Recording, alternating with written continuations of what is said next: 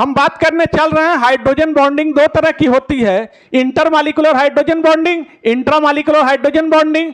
कौन कौन से फैक्टर हैं जो इनको प्रभावित करते हैं, सारी बातें आपसे करेंगे।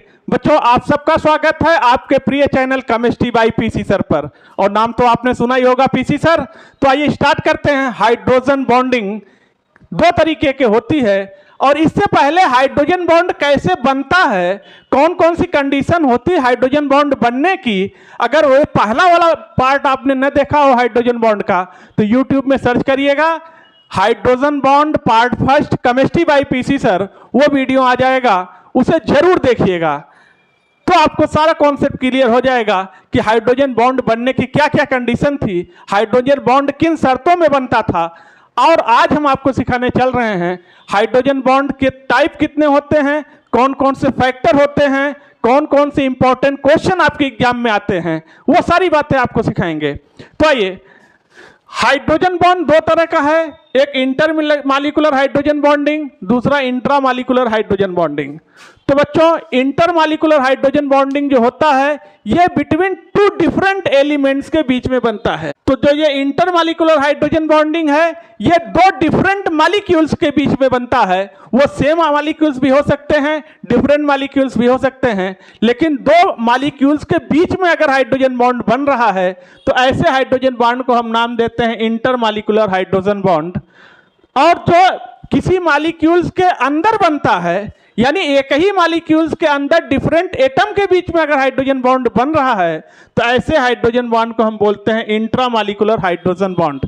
जैसे देखिए एग्जांपल आपके सामने दिया गया है, आर्थोनाइट्रोफिनॉल, मॉलिक्यूल एक ही है लेकिन एक ही मॉलिक्यूल्स के बीच में अल्कोहल और NO2 ग्रुप के बीच में डिस्टेंस कम होने की वजह से ये हाइड्रोजन बॉन्ड बन गया। तो ये हाइड्रोजन बॉन्ड कौन सा हाइड्रोजन बॉन्ड है, इंट्रामॉलिक्यूलर हाइड्रोजन बॉन्ड। वहीं पर आप देखिए इंटरमॉलिक्यूलर हाइड्रोजन बॉन्ड जो है ये डिफरेंट मॉलिक्यूल्स के बीच में बन रहा है। ये वाटर का एक मॉलिक्यूल है, ये वाटर का दूसरा मॉलिक्यूल है, और इन दोनों मॉलिक्यूल्स को कनेक्ट कर रहा है ये हाइड्रोजन बॉन्ड। ये HF मॉलिक्यूल है, ये दूसरा HF मॉलिक्यूल है, दोनों HF मॉलिक्यूल्स के बीच में बन रहा है हाइड्रोजन बॉन्ड।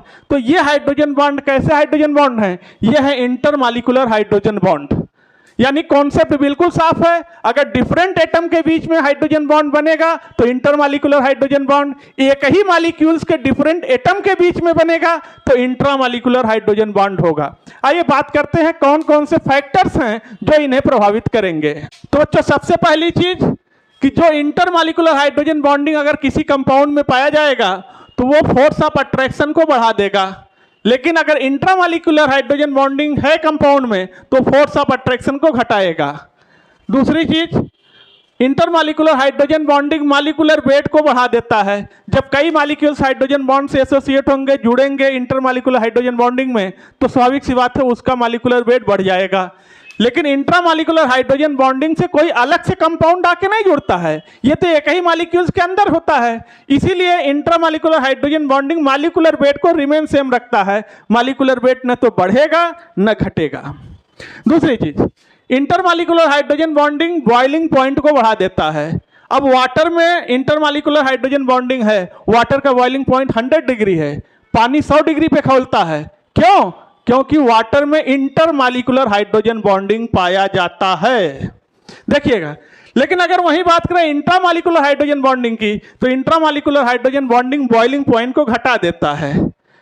वोलेटिलिटी की बात करें तो intermolecular hydrogen bonding volatility character को घटाता है, जबकि intramolecular hydrogen bonding volatility character को बढ़ाता है। अगला factor, intermolecular hydrogen bonding water solubility को इंक्रीज करता है, लेकिन intramolecular hydrogen bonding water solubility को डिक्रीज करता है। आप देखिए, वाटर बहुत अच्छा सॉल्वेंट होता है, वाटर में कुछ भी डालो घुल जाता है, चीनी डालो घुल गया, नमक डालो घुल गया, कुछ भी पानी में डालो पानी में घुल गया। क्यों? क्योंकि वाटर के अंदर है इंटरमॉलिक्यूलर हाइड्रोजन बॉन्डिंग, और intermolecular hydrogen bonding water solubility को बढ़ाता है, पानी में घुलनशीलता को बढ़ाता है। अब बच्चों, दो तरह के मॉलिक्यूल आपके पास हैं, एक है आर्थोनाइट्रोफिनॉल, यहां पर NO2 आर्थो पोजीशन पर लगा हुआ है, और यह है पैरानाइट्रोफिनॉल, यहां पर NO2 पैरा पोजीशन पे है। Ortho, Meta, para. अब चूंकि डिस्टेंस बहुत ज्यादा है, डिस्टेंस ज्यादा होने की वजह से इस OH और NO2 के बीच में तो कोई भी हाइड्रोजन बॉन्डिंग नहीं हो पाएगा, कोई भी हाइड्रोजन बॉन्डिंग नहीं होगा, डिस्टेंस ज्यादा है। ये डिस्टेंस बच्चों बहुत ज्यादा है, ये डिस्टेंस, तो कोई भी हाइड्रोजन बॉन्डिंग नहीं होगा।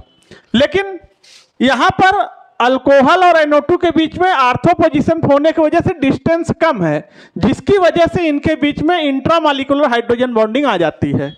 लेकिन सपोज करिए कि इनके बीच हाइड्रोजन बॉन्डिंग नहीं होगी, लेकिन अगर इस NO2 के टच में अगर कोई दूसरा आर्थोनाइट्रोफिनॉल आ गया, यहां पर भी लगा हुआ है NO2, तो ये आर्थोनाइट्रोफिनॉल और ये दूसरा मॉलिक्यूल आर्थोनाइट्रोफिनॉल अगर इनके टच में आ जाएगा तो इसके ऑक्सीजन और इसके हाइड्रोजन के बीच में हाइड्रोजन बॉन्डिंग बन जाएगा, और ये हाइड्रोजन बॉन्डिंग है इंटरमॉलिक्यूलर हाइड्रोजन बॉन्डिंग, क्योंकि यहां डिफरेंट मॉलिक्यूल्स के बीच में बन रहा है।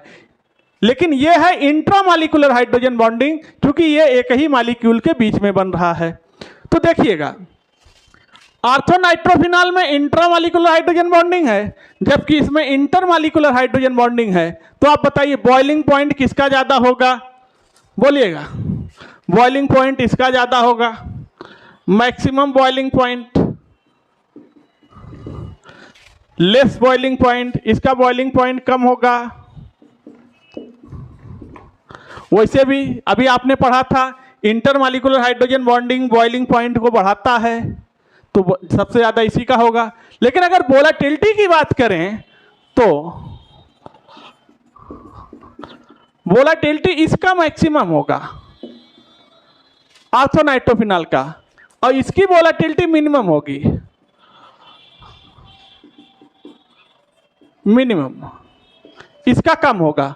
बॉइलिंग पॉइंट ज्यादा तो वोलेटिलिटी कैरेक्टर कम, बॉइलिंग पॉइंट कम तो वोलेटाइल कैरेक्टर ज्यादा। देखिएगा बहुत सारे क्वेश्चंस इस पर बेस्ड आपके एग्जाम में आते हैं, उन क्वेश्चन को आप कैसे हैंडल करेंगे सावधानी पूर्वक आप समझ लीजिए। बड़ा एक पेटेंट सवाल आपसे पूछा जाता है जब आप छोटे थे तो भी और आज भी, कि बताइए वाटर और hydrogen H2S hydrogen sulphide, oxygen और सल्फर एक ही ग्रुप के हैं तो इनकी प्रॉपर्टी सेम होनी चाहिए, बात सही है। लेकिन जो ये वाटर होता है, वाटर लिक्विड होता है जबकि H2S गैस होता है, ऐसा क्यों होता है?